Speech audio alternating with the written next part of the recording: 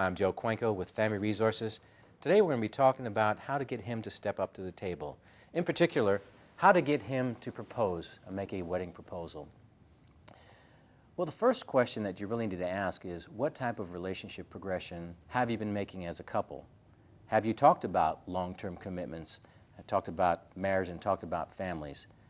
Are the foundation fundamentals there? Is there love, trust, respect, friendship, and communication?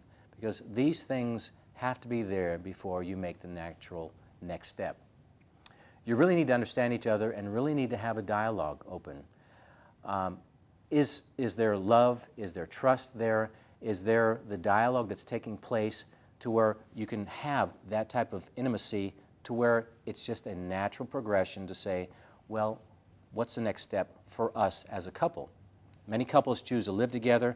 Many couples decide that rather than doing that, they want a more traditional approach of moving in together, buying a home or whatever after they get married. Now, sometimes one way to do this is to drop subtle hints, send him cards, emails, some things subtle, talking about living happily forever with you, wanting to be with you for the rest of my life, of our life. Or if the subtle approach doesn't work, because sometimes guys are pretty thick-headed, sometimes a direct approach. When are you popping the question? So have communication, have dialogue, but if you have the foundation fundamentals of the relationship is making the right progression, it really should be a natural next step.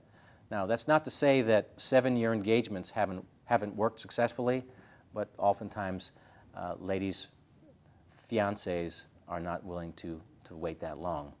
Dr. John Van Epp has some good research done on the progression of a relationship. There's also marriage education. Family Resources has workshops on this subject.